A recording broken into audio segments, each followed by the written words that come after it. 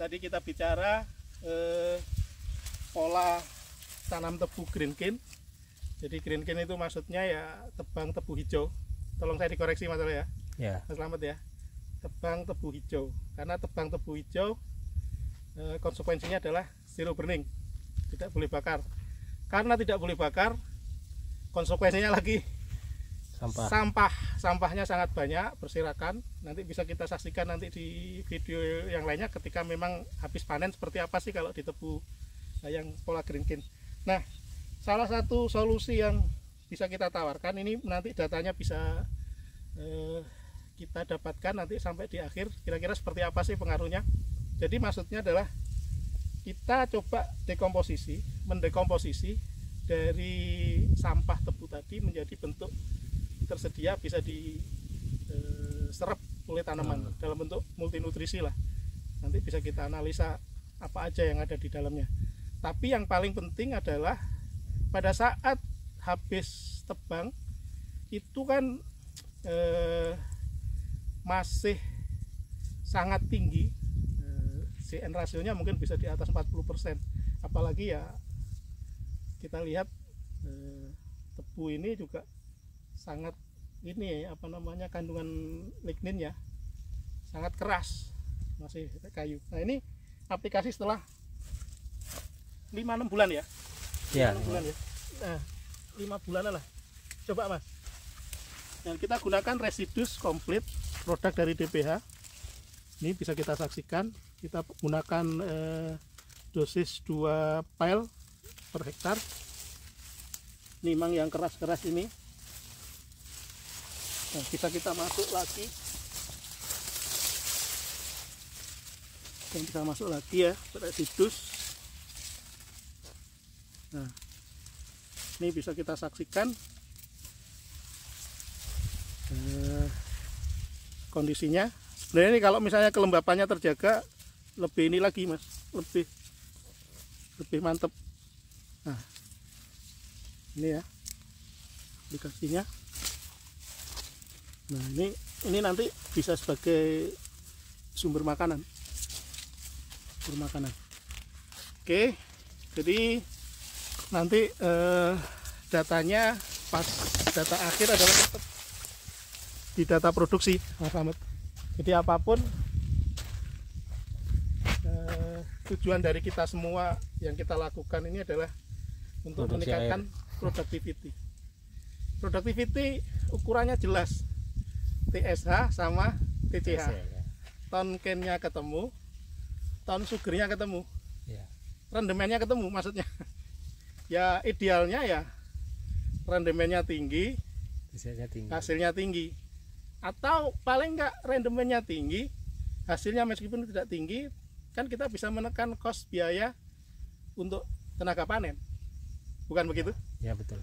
Ya, jadi oke, sambil kita jalan balik. Jadi ini tadi bisa disolve pada sana. Kita ke sana itu sampai ke paling ujung itu adalah 6 perlakuan 6 hektar. Per hektar 33 baris. Jadi ya kalikan sendiri ya. 33 kali 6 berapa? 18 sekian udah berapa ratus acur ya. Jadi ini ya sambil jalan ini bisa dilihat kanan kiri. Ini tadi yang perlakuan pakai residus.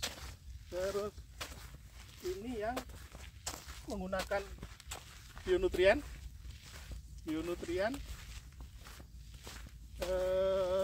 Kalau kita lihat tanamannya lebih pendek Mas ya. Ya betul. Lebih pendek ya.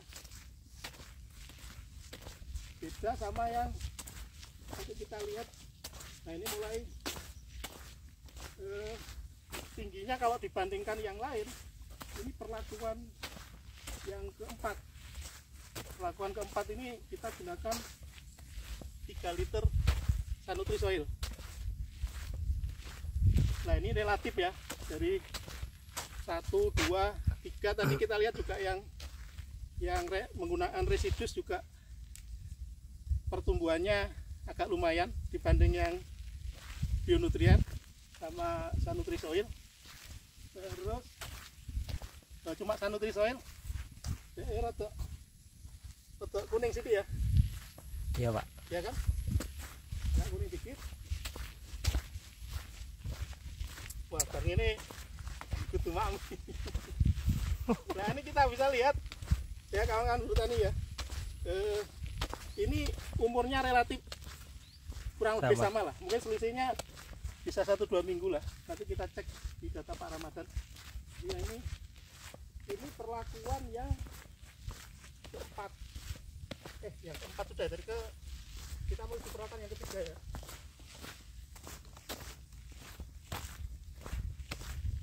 Perlakuan ketiga ini masih ini sudah mulai perlakuan ketiga. Perlakuan ketiga. Nah, kalau kita lihat, ini masih Nutri Soil ya. Ya ini gede Mas ya.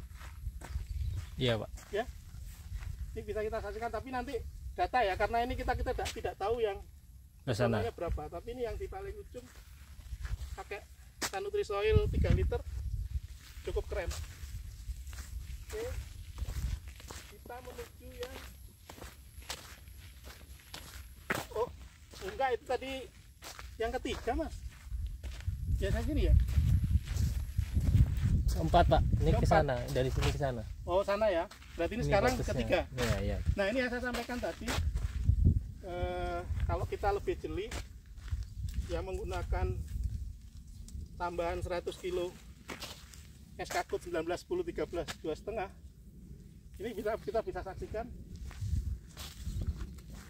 daunnya memang relatif ya, relatif agak lebih hijau dikit. Terus, nah, ini Mas, sampai lihat Mas, beda banget kan? Iya. Ya kan, tinggi kan, sudah tinggi menjulang kan? Nanti datanya bisa kita bagi ya. Nah, ini kawan-kawan buruh tani. Nah, kalau ini tadi kata Pak Slamet, kalau yang di ujung ada yang agak stunting untuk lewat irigasi. Nah ini kenapa gini, ini biasanya ini untuk lewat irigasi. Jadi kena rodanya lah ya, kena roda. Nah panjenengan bisa saksikan nih, ini bandingkan sama yang sebelah kiri, sebelah kanan saya ini. Fisik ya. Fisik ya, fisik ya, jauh banget ya. Nah ini kalau kita lihat ya, boleh dikledek Mas? Boleh. Kalau di Jawa gini dikledeki, karena apa? Luasannya cuma 1/100-nya, jadi masih sempet. Nah ini kita lihat ya, ruas-ruas ya. Ini yang pakai tambahan 100 kilo Eskakut 19, 10, 13, 12 itu. Nah, nih, percaya nggak nih?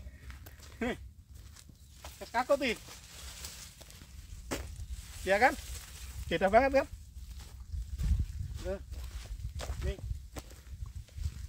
Ini kelihatannya kalau bandingin sebelah kanan jauh banget Mas. Nanti dari sisi ruas kelihatan. Nah ini. Tuh apa? Ya kan? Nah ini Eskakut ini kawan-kawan. Oke, kita lihat ya. Nah, saya mau sampaikan bahwa ini ada tambahan 100 kilo Eskakut. Nanti kita hitung kosnya kalau memang produksinya mantap.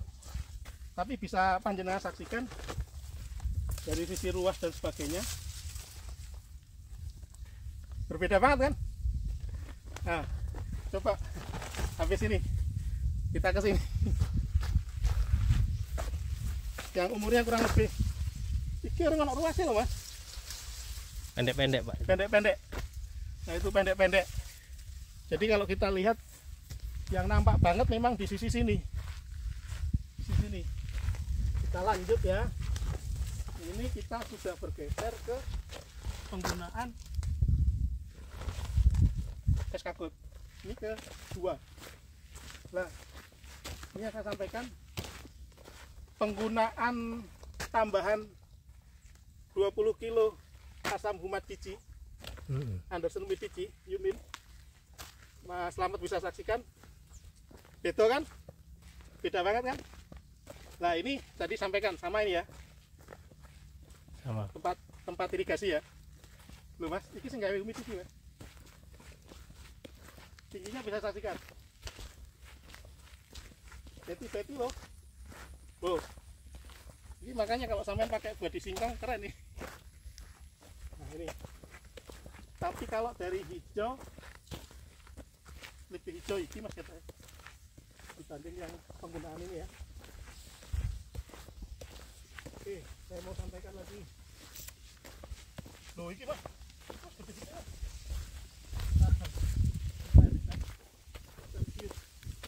Jadi ini kawan-kawan guru tani ya, ini yang kita gunakan tambahan 20 kilo dari SOP asam humat Yumin humidity 70%. Panggilan Pak. Gak apa-apa, biarin aja. Ini masih jalan ya? Gak apa-apa, jalan. Masih kan? Nah ini mas. Coba di ini mas, di push, dimatikan tadi itu, push. Oh iki mas. Ini kawan-kawan guru tani, kalau kita bisa saksikan tadi saya berdiri di sana, hampir semua perlakuan kalau kita lihat yang SK Code 1910-13 sama ini lumayan ekstrim. Nah ini tingginya bisa kita lihat ini kan. Nah dengan cara yang sama saya mau saksikan ini yang selisih mungkin kurang dari 1 bulan lah. Nanti kita datanya. Nah baru segini. Ruasnya belum terbentuk. Iya nggak? Tapi kita lihat nanti datanya. Nah ini secara umum bisa kita saksikan umur tebu 7 bulan lah, 7-8 bulan. Belum ada Pak. Ya? 6,5. 6,5. Ini 6,5 bulan. Jadi 6,5 bulan sudah seperti ini. Oke, kita bergerak maju lagi. Setelah itu kita selesai. Wah, betul mas. Nah, kalau yang ini sebenarnya perlakuan yang mengoptimalkan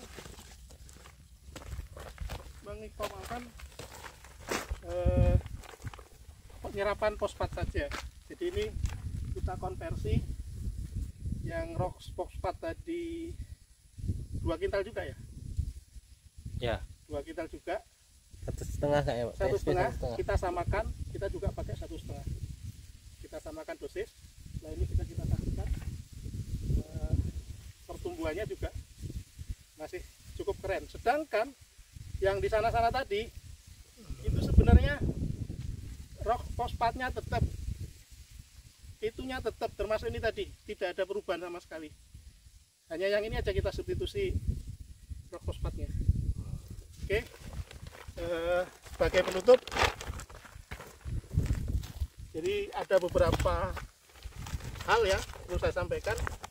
Kalau kita lihat secara fisik tadi ya Mas Slamet ya, ada 3 perlakuan yang memang sangat mencolok.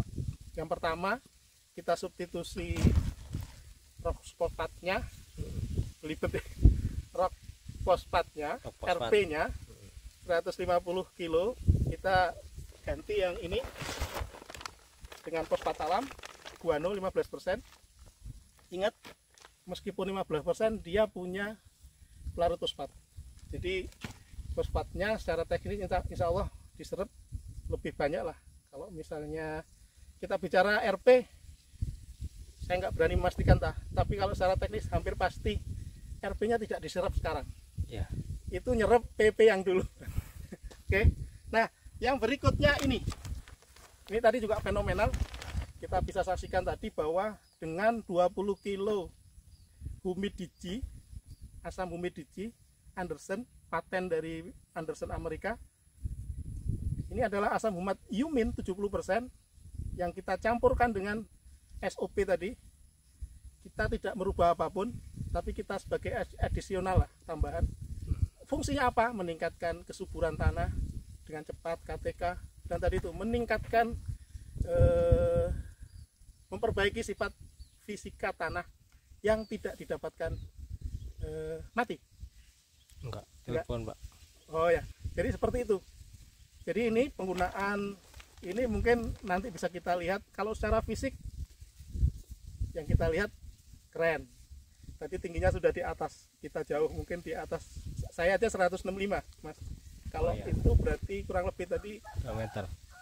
ya kurang lebih 2 meter lah. Sementara yang di sebelah kita ini bisa kita lihat lagi yang kurang lebih selisih tanam ya 2 minggu kurang dari 1 bulan masih seperti ini. Oke, yang ketiga adalah saya mau bahas penggunaan ini tadi sebagai pupuk tambahan. Ini juga nanti bisa kita lihat pas panen produksinya seperti apa sih.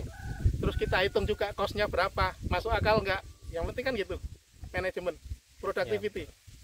Jadi kita tambah 100 kilo skakut 19, 10, 13, 2,5 MGO plus trace elemen, makro primer, makro sekunder ada di sini, dan unsur mikro.